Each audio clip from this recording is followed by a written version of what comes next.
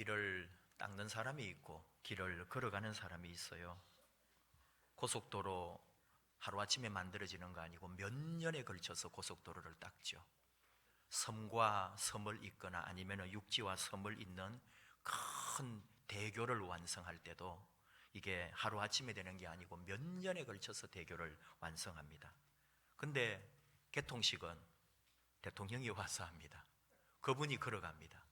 그분이 대표입니다. 그 모든 상징은 그분에게 있는 거죠. 닦는 사람이 있고 걸어가는 사람이 있다. 한참 판교 지역 개발할 때에 이미 테크노밸리는 들어와 있었고 이제 아파트가 주변에 들어오고 그럴 때 저도 공부하는 것 때문에 매주 월요일 판교 쪽에 다녀왔는데요. 어느 날 오는 길에 보니까 경찰들이 서 있고, 그리고 이게 아스팔트가 갑자기 좀 뭔가 이렇게 완벽하지 않은 길을 막 만들어 놓은 거예요.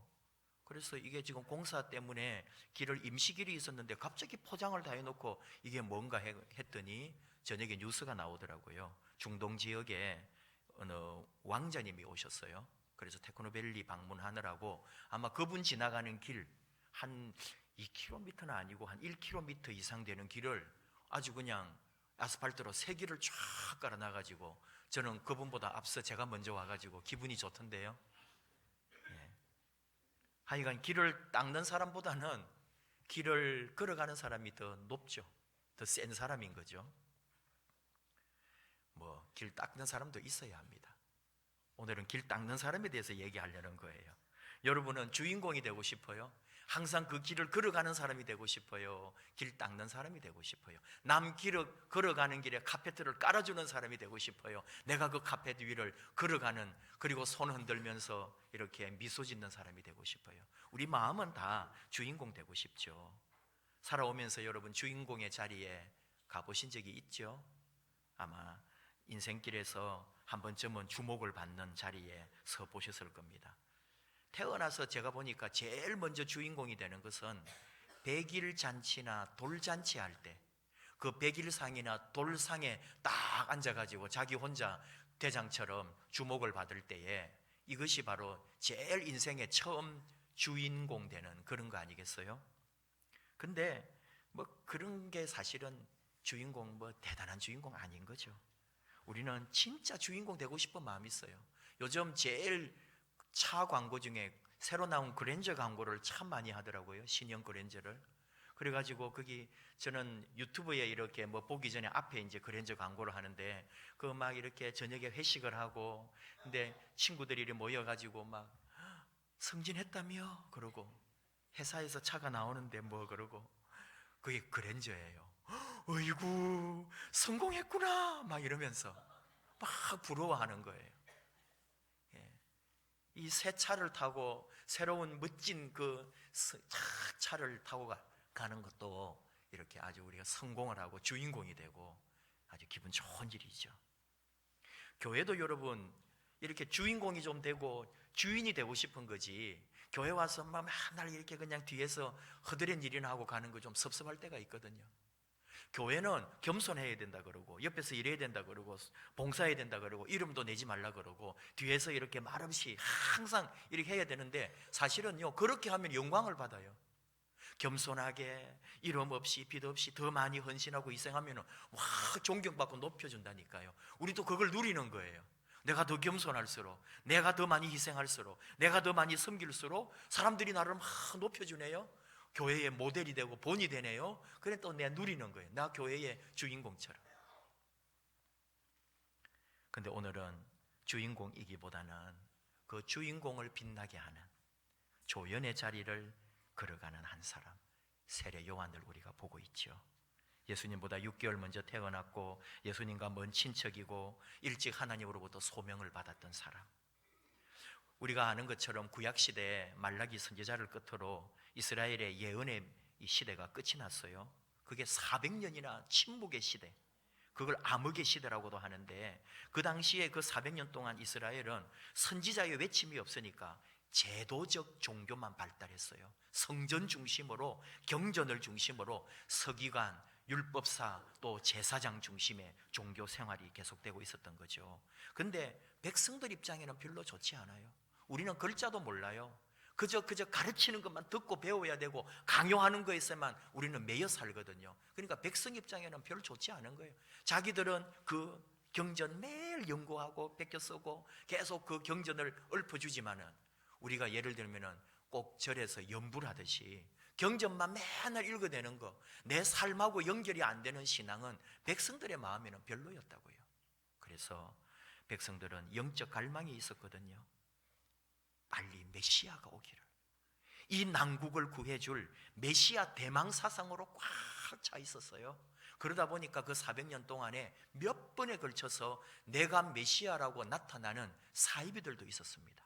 굉장히 선지자처럼 막 하나님의 말씀을 계시를 받아가지고 백성들에게 선포하고, 또 어떤 사람들은 로마의 압제 아래에 있다 보니까 그 힘으로 로마로부터 해방하려고 하는 독립운동을 일으킨 선지자 같은 사람들도 있었단 말이죠. 근데 그게 다 잠시 반짝하다가 사라져 버렸어요. 그러니까 이 사람들은 온전한 메시아로 또는 온전한 선지자로 인정을 못 받았던 거죠. 이스라엘 역사에서 또 성경, 율법에서, 선지자서에 글에 그 사람들 글은 남아있지 않은 거예요. 로마 치하의 그런 시대에 메시아를 기다리는 백성들 앞에 드디어 한 예언자가 나타났습니다. 광야에 외치는 자의 소리, 400년 침묵, 그 침묵을 깨고 한 선지자가 다시 백성들 앞에 나타났는데 이 사람이 바로 세례 요한이었습니다. 종교계, 정치계를 향하여 거침없이 외쳤어요. 사람들은 올 것이 왔다, 메시아가 왔다, 당신이 메시아입니까? 하고 찾아왔습니다. 그리고 유대 정신세계를 이끌어가는 그 당대의 지도자가 됐던 거죠. 백성들은 요한을 통하여 하나님의 말씀을 들었습니다. 요한 앞에 나아가서 회개하고 요단강에서 세례를 받고, 그리고 세례 요한을 스승으로 모셨습니다. 백성들은 요한을 존경했고 따랐고요. 도리어 권력을 가진 정치인들은 그 요한의 독설에, 또 요한의 경고 앞에서 불쾌하게 생각하고 그를 늘 저지했던 거죠. 또 식민 통치를 하던 로마 제국은 요한으로 인해서 그 힘이 결집되고 혹시 민중 봉기라도 일어날까 봐 항상 그 요한을 주시하고 있었습니다. 분명 요한은 사회, 정치, 종교적으로 굉장히 중심에 서 있던 인물임에 틀림이 없습니다. 근데 그 요한이 과연 그런 걸 누렸냐 이거예요. 그러지 않거든요. 요한은 철저하게 오늘 주신 말씀 그대로 내가 이 땅에 온 것은 바로 예수 그리스도, 내 뒤에 오시는 메시아의 길을 닦고 길을 준비하고 그 길을 예비하려고 내가 왔다고, 나는 그분을 위하여 이 땅에 존재한다고 선언했던 거죠. 요한을 통해서 우리가 많이 배웁니다. 요한은 사해 북편의 그 거친 광야 지역, 산악 지역에 있었습니다. 그리고 회개하라, 천국이 가까이 왔다고 외쳤죠. 간혹 이런 상상을 해봐요. 요한이 자기가 막 사람들에게 빛이 되잖아요. 사람들이 찾아오고 자기를 영웅화 만들어주잖아요. 그러니까 그 마음속에 내가 우리 민족을 위하여 내 한 몸 바쳐서 이 식민 통치를 끝낼 수가 있다면, 또는 저 잘못된 성전 문화, 그리고 잘못된 제사장들과 저 종교 지배자들의 그런 사악한 것들을 한번 저항해서 싸워볼까, 그런 마음도 있지 않았을까, 그런 생각을 해볼 수가 있죠. 세례 요한의 마음에 내가 이렇게 사람들로부터 추앙받고 있는데 내가 주인공이 될 수도 있는데 그런 마음이 혹 일어나지 않았을까. 왜? 정말 그는 사람들에게 영향을 끼쳤고, 헤롯 왕이 이 자기의 어떤 정치적인 술수로 결국은 요한을 사형을 시킬 근거를 마련하잖아요. 그리고는 결국은 사형을 시키거든요. 자기 권력을 유지하기 위해서 제거해야 될 정적으로 그 1호가 바로 세례 요한이었거든요. 바로 헤로드 왕을 대하여 직격탄을 날리니까 당신의 악에 대하여, 당신의 죄악에 대하여 하나님이 심판할 것이라고 이 선지자가 외치니까 그 왕의 입장에서는 항상 그 사람을 제거하려고 했는데 자기 생일을 맞아서 딸을 통해서 굉장히 교묘하게 결국은 세례 요한을 사형을 시킵니다. 그만큼 요한은 세상을 뒤집거나 권력을 차지할 수 있는 자리에 있었지만 그렇게 하지 않았습니다. 그는 내가 메시아가 아니고 내 뒤에 나보다 더 능력 많으신 분이 오신다. 나는 그분의 신발끈을 풀기도 감당하지 못한다. 나 그분 신발끈도 풀거나 매줄 수 없을 만큼 나는 그분보다 더 아래의 사람이라고 그는 자신을 낮추었습니다. 사람들은 좀 당황했죠. 좀 나서주면 좋겠는데, 한번 앞에서 깃발을 들고 한번 나가주면 좋겠는데 세례 요한이 그렇게 하지 않는 거죠. 오늘 우리 좀 성공 잣대와는 다르죠. 오늘 우리 시대는 어떻습니까, 여러분? 내게 이익이 된다면 놓치면 안 돼요. 틈을 주지 않고 내 것이 된다면 악착같이 그걸 물고 내 것 될 수 있도록 차지하는 것이 오늘 우리 시대 정신, 그리고 지혜로운 사람이고 능력이 평가받는 거죠. 이익이 된다면 뭐 잡아야죠. 그러나 요한은 그런 세상적인 성공과는 다른 자리에 있습니다. 우리가 이번에 광야에 가봤지만은 광야는 하루 이틀 정도 체험하는 것은 참 좋아요.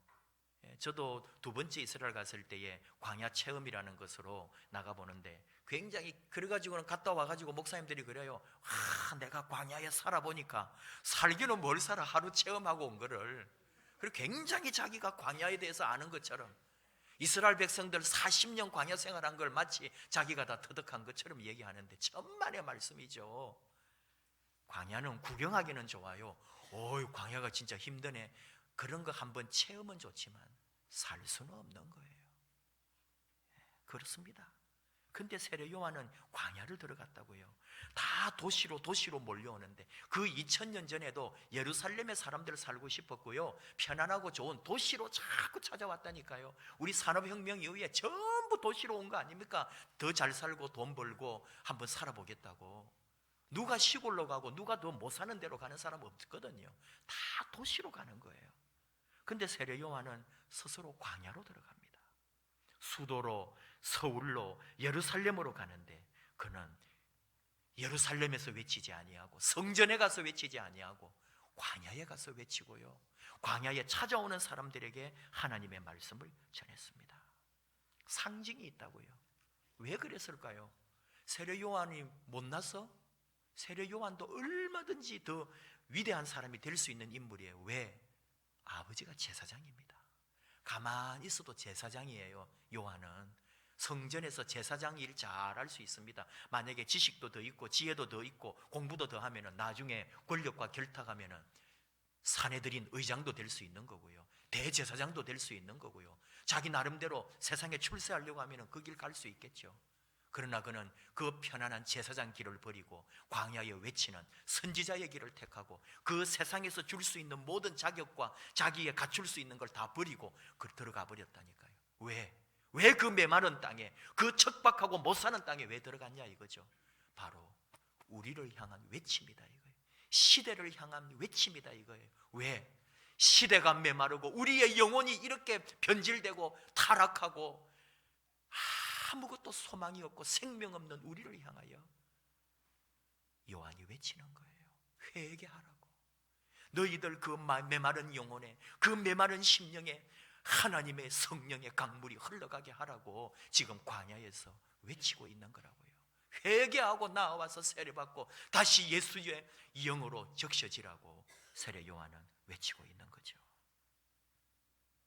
그리고 길을 닦고 있는 거예요. 내 뒤에 오시는 분, 예수님을 바라보고 예수님 오시는 길을 닦으면서 내 뒤에 오시는 예수를 바라보라고 그는 외쳤던 겁니다.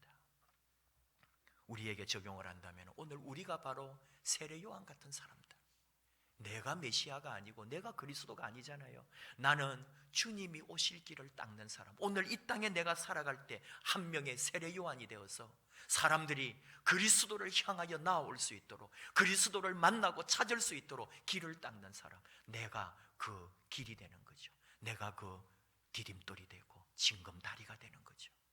나를 통해 예수님을 만나는 내가 그 길이 되어서 그 길을 닦아놓고 주님을 만나게 해주는 거예요. 내 삶을, 내 은행을 통하여, 내가 전하는 예수님, 내가 전하는 복음을 통하여 내 삶을 통해 주님의 길을 닦는 사람들. 오늘 이 세상 메마르고 변질된 세상에 촉촉한 주님의 사랑으로 다가가서 이 메마르고 피폐한 사람들의 영혼을 적셔주는 요한 같은 사람. 요한은 그래서 광야에 나아가 외치고 있습니다. 요한에게서 또 하나 생각해 보자면 굉장히 단순해요. 먹고 사는 거 단순해요. 먹을 게 그것밖에 없어요. 그리고 약대 털옷, 짐승 잡아서 있는 그 털옷 그냥 하나 걸치고 사는 거죠. 그리고 바위 틈 사이에 그저 이슬만 피할 수 있다면 그곳에서 잠자고, 소유도 없어요. 단순해요. 뭐든지 단순하게. 한때 여러분도 기억하시죠?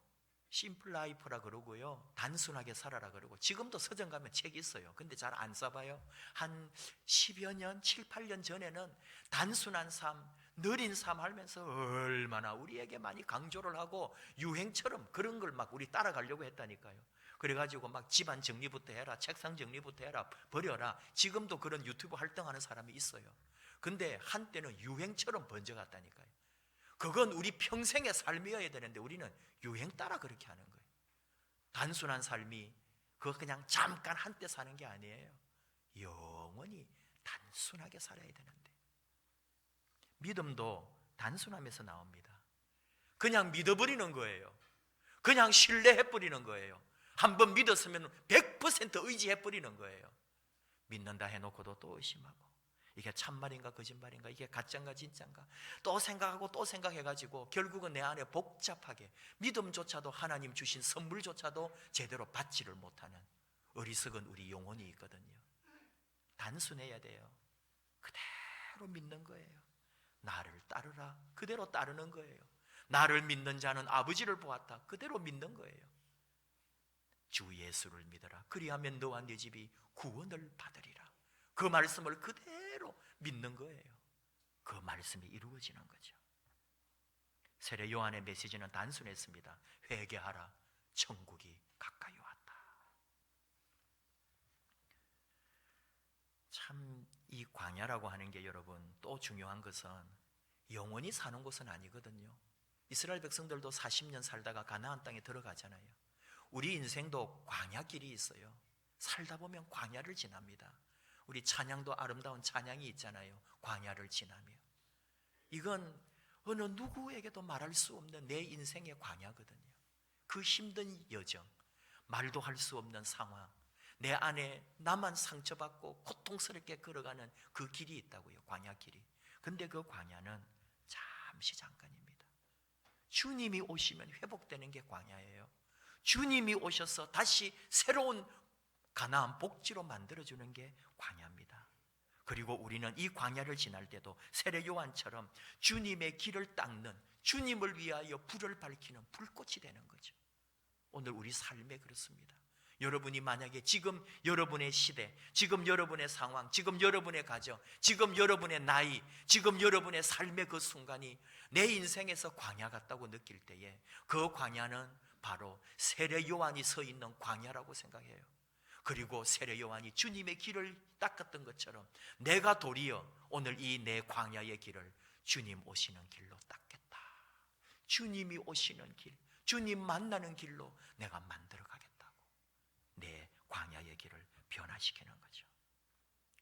힘듭니다. 세상에 어려운 여러 살림살이뿐만 아니고 시대가 힘들고 여러분 개인적으로도 어려운 일 많이 있을 거예요. 사람들은 나보고 다 뭐라고 할지 모릅니다. 실패했다고 말할지도 몰라요. 그러나 하나님 보실 때는 주님의 길을 닦고 있는 순간들, 주 예수님을 더 아름답게 섬기고 그분의 만남을 통해 더 멋진 역사를 이루기 위해 우리가 이 길을 지금 걸어가야만 하고 그 길을 닦아야만 되는 거죠. 예수 믿는 사람 하나 만나면요, 진짜 예수쟁이 됩니다. 여러분, 우리가 뭐 모태신앙도 있고 또 나중에 예수를 믿게 되기도 하고 여러 과정이 있는데, 내가 예수를 믿게 되는 과정에 있는 그분이 굉장히 중요한 거예요. 다 그 사람만큼 믿거든요. 그 사람이 좀 뺀질뺀질하게 믿는데 어찌 해가지고 전도가 되거나 친구가 돼서 교회를 오면은 내 신앙도 그 사람 닮아가지고 반질반질하게 믿어요. 참 얄밉게 믿는 사람이 있거든요. 근데 그 사람이 어떻게 해서 믿었냐? 바로 그 사람을 데리고 온 그 사람이 그래요. 예. 나보고 그러나 그러지는 말아요. 예. 부모님이 굉장히 신앙생활이 모범이 되고 존중받을 만하면 자녀도 그대로 닮아갑니다. 근데 여러분, 우리 부모 된 이들이 다 자녀를 보면서 안타까워하는 거 왜 그런지 알아요? 나하고 똑같네. 저렇게 안 믿고 말 안 듣고 계속 밖으로 나돌고 교회 한번 가자 그러면 속썩이고, 아이고, 부모 된 입장에 다 부모가 내 탓이려니 하고 아파한다니까요. 그게 우리 마음이에요. 그러니까 정말 예수 잘 믿는 사람을 통해 누군가가 예수를 믿을 때 그 사람의 신앙은 완전히 달라요. 그러니까 여러분, 오늘 지금 제 얘기가 그거예요. 우리가 이 광야길을 걸어가면서 내가 주 예수를 만나는 길이 될 수 있다는 것. 그러니까 나를 통해 예수님을 잘 만날 수 있도록 내가 어떻게 해야 되는지가 세례 요한을 통해 나오는 거예요. 뭔지 알아요? 철저하게 자기는 내려놓고 주 예수님만 높이는 삶이에요. 나는 사라지고 나는 약해지고 나는 없어질 거예요. 주님만 드러낼 거예요. 그러면 그 사람 사는 거예요. 우리가 만약 그런 신앙을 가지고 있다면 성탄을 맞이하고 예수님 오시고 주님을 바라보고 기다리는 우리 믿음이 뭐냐?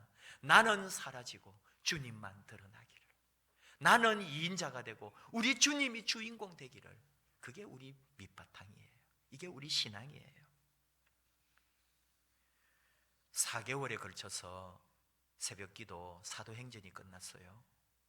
참 긴 시간 동안 사도행전을 새벽마다 매일 읽어오면서 같이 나누고 느끼고 또 다짐하고 기도하고 그렇게 했는데, 사도 바울 정말 위대합니다. 사도 바울이 주인공입니다. 근데 사도 바울이 사도행전을 쓰지 않았어요. 사도 바울은 선교만 했습니다. 복음 전도만 했습니다. 가는 곳마다 교회 세우고 사람 만나고 예수 영혼으로 바꾸고 갔습니다. 그가 1차, 2차, 3차 전도 여행하고 로마로 가고 로마에서 또 복음 전하고 했던 그 많은 일들, 만약에 사도행전이 없으면 그렇게 위대한 역사를 이루었지만 우리는 사도 바울의 여정을 알 수가 없는 거예요. 그의 곁에는 누가가 있었습니다. 2차 전도 여행부터 합류했던 누가가 사도 바울의 일평생 같이 했다 할 정도로 사도 바울의 모든 여정에 누가가 같이 가면서 그 바울의 모든 복음 전도 사역을 그가 기록으로 남겼다니까요. 그래서 사도행전이 있고, 그래서 우리 선교의 역사가 보이고 초대교회의 그 무수한 복음의 역사들이 누가의 기록으로 우리가 알 수 있는 거예요. 근데 누가는 드러나지 않습니다. 항상 곁에서 바울을 도왔다니까요. 육신이 약한 바울을 의사 누가가 도왔고요, 그의 모든 행적을 다 기록으로 꼼꼼하게 남겨놓은 거예요. 사도행전을 읽다 보면은 바울이 가는 곳마다 뭐라고 기록하냐면, 우리가 이곳에 이르러서는, 우리가 그곳에 갔을 때, 우리라는 말을 계속 나와요. 그건 바로 누가가 있기 때문에, 누가가 썼으니까 바울과 누가 또는 일행들이 같이 있었다는 거죠. 누가는 자기를 드러내지 않아요. 말하지 않으면 사도행전 누가 썼는지 아무도 몰라요. 학자들이 밝혀낸 거예요. 누가가 썼다고. 이게 그리스도의 믿는 사람의 자세. 항상 주님은 높여놓고 나는 곁에서 옆에서 일해주고 섬기는 자로, 이름 없는 자로. 그러나 그 사람이 하나님 보실 때는 빛나고 하나님은 영광스럽게 생각하는 거예요. 주님은 세례 요한을 향하여 누가복음 7장 28절 말씀하잖아요. 여자가 낳은 자 중에 이 세상에서 가장 위대한 사람이라고. 우리 예수님이 세례 요한을 그렇게 표현을 했어요. 여자가 낳은 자 중에 가장 위대하다고. 아니, 뭘 했는데? 주님의 길을 닦았기 때문에, 주님의 2인자가 되었기 때문에. 여러분, 예수의 종된 것을 기뻐합시다. 예수 그리스도 주님의 교회에서 2인자가 된 것을 기뻐하십시오. 주인공이 되고 1인자가 아니고 우리는 다 2인자입니다. 더 비밀을 말할까요? 제가 2인자예요. 주님이 1인자고 여러분은 3인자예요. 저 옆에 와가지고 뭐 이렇게 목사님을 등에 업고 뭘 한번 해보자 해도 그래도 우리는 사민자예요. 농담입니다. 저한테 오면은 도로 손해예요. 어디 선교할 거니까 돈 좀 내놔라 그래요. 어디 도울 데 있으니까 좀 그거 꿍쳐놓은 거, 그거 모으고 있던 그거 이리 가져와 그래요. 예. 근데 그걸 기꺼이 받아주신다니까요. 이게 진짜 여러분 세례 요한 같은 마음 아닙니까? 누가 같은 사람 아닙니까? 사민자가 아닙니까?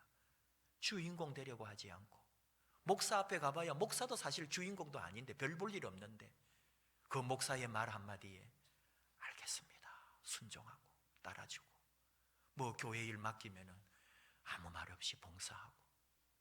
여러분 이게 우리 그리스도인들, 세상 사람 모릅니다. 그래가지고 뭐 사회가 바뀌겠나, 그래가지고 역사가 바뀌겠나. 여러분 그것이 쌓여 역사가 변화된다니까요. 그런 그리스도인이 많아 이 세상을 뒤엎는다니까요. 사도행전 우리가 마지막 고백이 그거예요. 지금 바울이 이제 로마로 들어가서 끝나는 거잖아요. 거기서 이제 2년 동안 감옥에 갇혀 있고 셋집에 살면서 그렇게 복음 전하다가 그 이후에 몰라요. 그건 AD 60년경으로 보거든요. 그로부터 무슨 일이 일어나는 거예요? 313년에 로마가 기독교를 국교로 삼잖아요.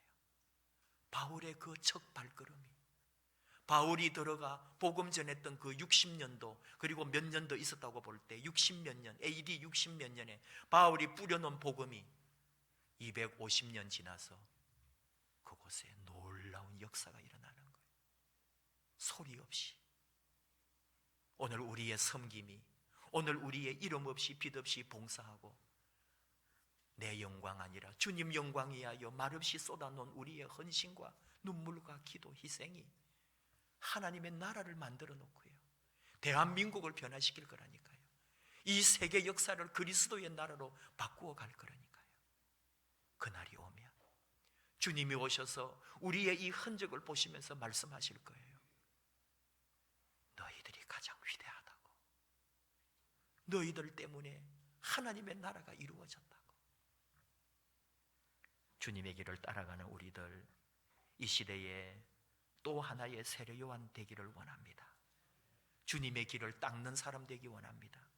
나를 밟고 나를 딛고 나를 지나서 주님 만나는 그런 일이 일어나기를 원합니다. 주님 오시는 날, 여자가 낳은 자 중에 가장 위대한 자라고, 세상에서 가장 칭찬듣고 주님이 높여주실 그날이 우리 앞에 펼쳐집니다. 오늘 이 땅 주님 주신 교회, 그리고 이 예수 믿는 이 믿음의 삶에 항상 예수님의 종이요 예수 그리스도의 조연이 되고 이인자가 되어서 하나님의 아름다운 나라를 만드는 일에 쓰임받고 우리 주님만 가장 높여드리는 아름답고 귀한 하나님의 사람들, 우리 하나님께서 사랑하고 복 주시는 저와 여러분 되기를 축복합니다. 함께 찬양합시다. 나의 모든 것 되시는 우리 예수님, 약할 때 강함 되시고 내 안에 모든 것 되시며 쓰러진 나를 세워주시는 우리 예수님 찬양합시다.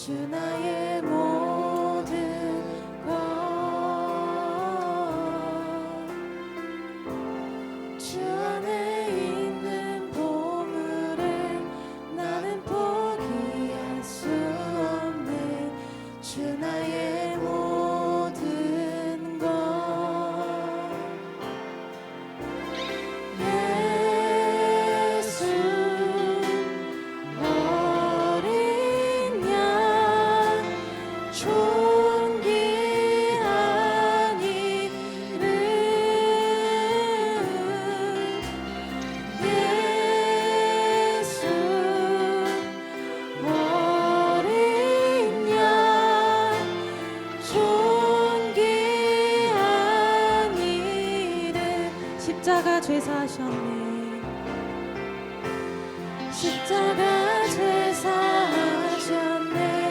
주님의 이름 찬양해. 주 나의 모든 것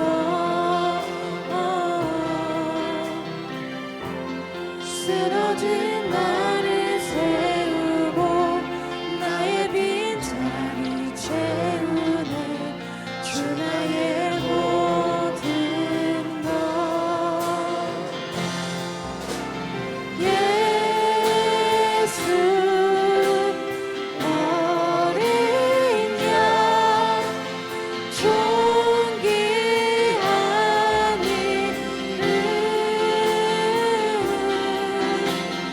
예수 어린 양 존귀한 이름 예수 어린 양 예수 어린 양 존귀한 이름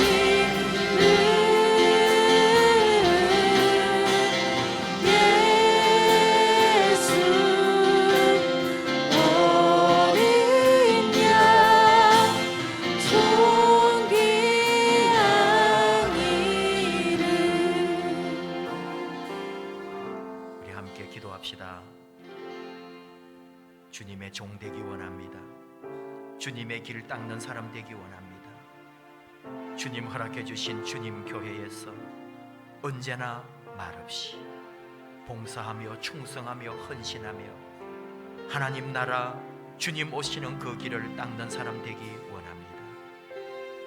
내가 약할 때 힘되어 주시고 쓰러진 나를 세워 주시며 어떤 상황 속에서도 나를 칭찬해 주시고 여인이 낳은 딸 중에 사람 중에 가장 위대하다고 하실 우리 주님을 찬양합니다.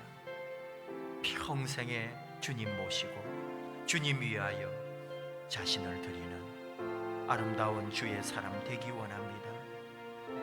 우리 자신을 더욱 온전히 주께 드리기를 원하며 함께 결단하며 주여 부르고 기도합시다. 주여